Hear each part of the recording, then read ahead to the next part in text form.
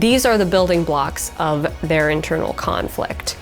And I guarantee you, there is something about that character's conflict that you can relate to on a personal level. And that's why you feel compelled to weave these struggles and these internal battles into this character, because you can personally relate to it. What's up, my friend? Abby here, and welcome back to Writer's Life Wednesdays, where we come together to help you make your story matter and make your author dreams come true. Are you struggling to write a character who is not like you at all, but you really want them to feel believable and layered and relatable? You want them to feel like a real person, but you're having a hard time writing them because you end up just writing characters that feel a lot like you. In this video, I'm going to share with you my 7 best tips, and some of them are kind of weird, but stay with me, for sinking into a character's shoes and really embodying that character, even if they're nothing like you, even if their personality is vastly different,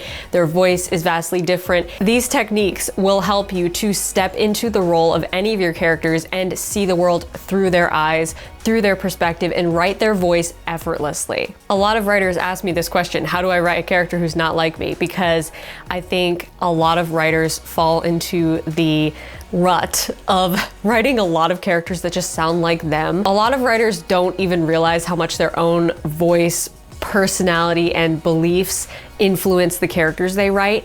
And we don't want all our characters to sound the same. We don't want them all to sound like the author talking through these characters, right? We want them all to seem like individual, real people who have different voices, different personalities, different opinions and tastes and hobbies and skills. We want them to feel like real people. So that is what we are exploring today: how to step into the skin of your character and see the world through their eyes and effortlessly take on their voice. Why does your story matter? Good question. What if I told you that there's a science behind every great story? I don't just teach you how to write. I teach you how to change the world with your story and make your author dreams come true. Number 1, and the most important thing to do before you even start building and developing your character, is to figure out their personality and what their beliefs are. So if you've already started diving into developing your characters, you've probably already figured out their personalities, but I want you to go even deeper into this character's personality and really figure out what are the differences between your personality and this character's personality. One of my favorite tools for really honing in on a character's personality traits is the Enneagram, which I've talked about a lot on my channel and in my podcast. And I love the Enneagram so much because it's not just about how people behave, it's about what we believe, which can really help with building internal conflict for your characters. So it's not just that they're an extrovert or an introvert, or that they plan everything or they're spontaneous. Like, those things matter, yes, but figuring out their Enneagram type, or even just a type that sounds similar to them, it doesn't have to be the exact type. It can be just a springboard for developing a more layered and complex personality around this character. But figuring that out ahead of time will really help you a lot to eliminate other alternatives and to keep your character's personality consistent. We don't want any personality whiplash, okay? That is very jarring and feels very immature when you read that in a story or you see it in a film, when a character behaves one way and then they pivot and start behaving another way, and you feel like, this is so outside their personality. Why are they doing this? They're doing this because the writer didn't take the time to stay consistent with their personality. So take the time to figure this out and develop the different layers of this character's personality. And while you're doing this, you're going to find that you actually relate to some of it, even if it's very different from your personality. I've stumbled into this in my own writing as well, with writing characters that I think, this character is nothing like me. But then as I think about it more, I realize actually they are, in a way. Below the surface, their heart, there's something in their core that is the same as me. Which leads me to number 2, find the part of their conflict that you can personally relate to. So this doesn't have to do with personality as much as conflict. What are they struggling with? What do they want? What do they think will make them happy? And what are they afraid of? What is their misbelief about the world? What do they get wrong about life, about themselves? So even if their personality seems totally different from you, there is something below the surface, something in their beliefs, in their internal, deeper struggles that they don't share with anyone else that you can relate to. Okay, number 3, this one is more of a hack, I guess.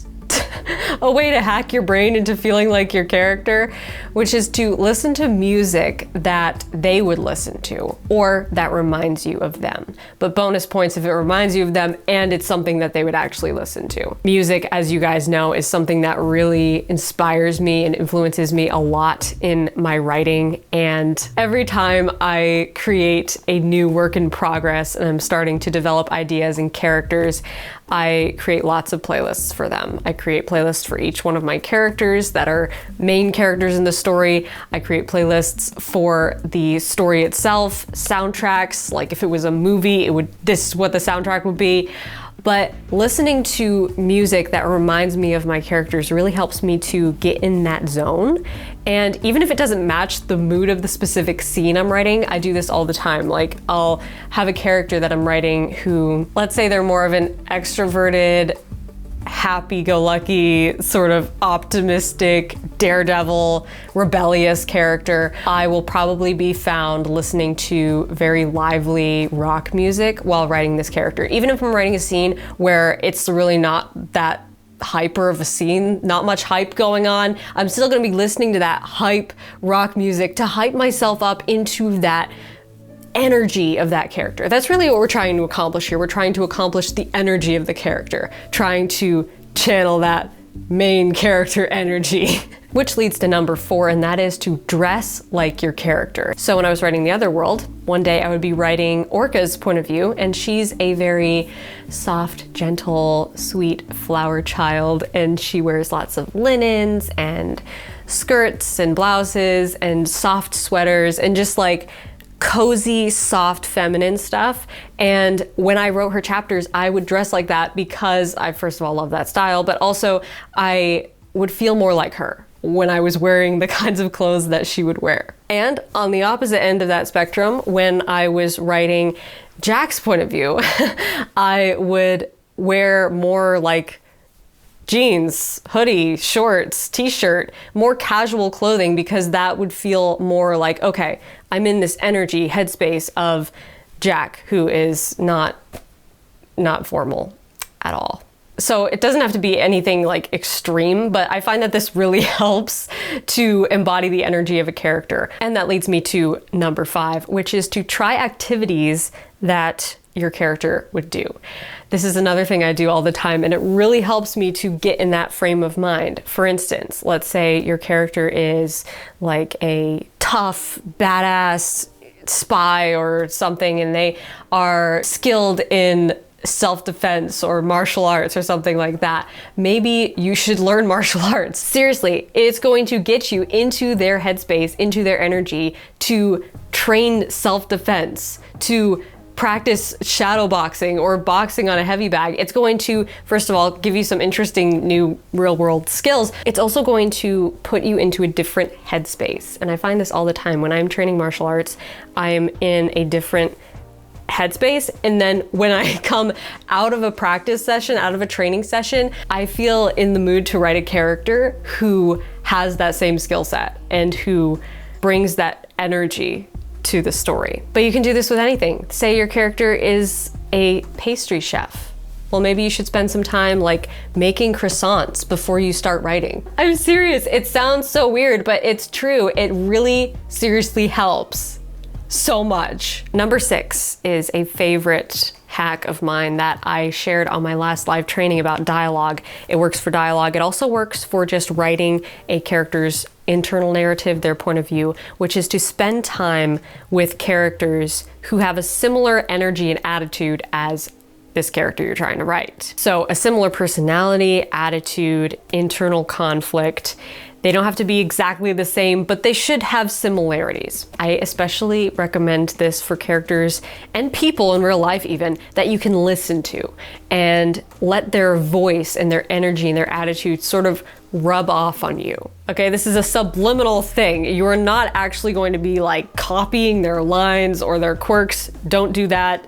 That is not a good idea. The point is not to copy anything from these characters. You're just listening to them, hanging out with them, spending time with them, and their energy and attitude is kind of getting stuck in your head like a song. And once that energy is locked into your brain, you can start to filter what you're going to write through that attitude and bring that same energy to this character. And like I said, this can even be somebody you know in real life. I do this with people I know as well. After I hang out with them, I can more easily write characters that are similar to them in attitude, personality, because I'm already thinking, how would they say this? And last but not least, number 7, what are their relationships? By relationships, I don't just mean with other characters, I also mean with things in their life, with their work, with their free time, their creative time. What are all the things that make up their existence, and what is their relationship with those things? Really, all of life is built on relationships, our relationships with people and different things and different aspects of our lives. And somewhere in those relationships, there is, again, like I said at the beginning of this video, there's something you can personally relate to. There's something that called you to write this character with all their unique layers to their life and their personality that you have personally experienced yourself. There is something they are going through that you have experienced on a personal level. Whether it's their relationship with their spouse, their mother, their father, their siblings, their job, their ambition and drive, the goals that they're chasing after, maybe what they're afraid of, maybe it's something to do with their relationship with themselves.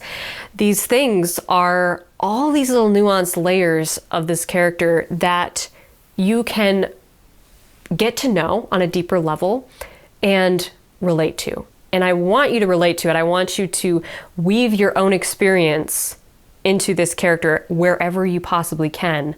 Because even though they're different from you, even though they might not share your personality, weaving in those personal experiences and those little things that you can relate to is going to make your character feel so much more real and genuine and authentic. So even if there's only one small thing about this character's relationships or conflict that you can relate to, it's going to make them that much more dynamic and jump off the page and feel like a real person because you're actually weaving your own life experience into this character's experience. Okay, boom, that's it. Those are my top 7 tips for stepping into the shoes of a character who seemingly is not like you, but finding those things to relate to about them, and also those little hacks, I guess, life hacks, writing life hacks that you can do, such as dressing like your character, participating in activities that they would participate in, listening to the music they would listen to. Also, I didn't even mention this, but building aesthetic boards for them is another great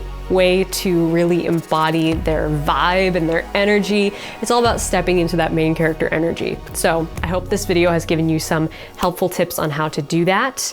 If it did, hit that like button and subscribe to this channel if you haven't already, because I post writing videos every single Wednesday and I would love to have you here in the community. Also, be sure to check out my Patreon because that's where we go beyond writing videos and take storytelling to the next level. The Patreon community is not only the best way to support what I'm doing here on YouTube, but it's also the only way to connect one-on-one with me and get better advice on your story, plus get access to exclusive monthly live trainings diving deep into topics on writing and publishing. All of that and more is available at patreon.com/Abby Emmons. I hope to see you over there. And until next time, as always, rock on. Shh. Today we are talking about the #1 biggest mistake new writers make. And it's something that Kate and I personally have not heard talked about before, so we're bringing this to the table, a interesting discussion to unpack. And this mistake can destroy your entire story.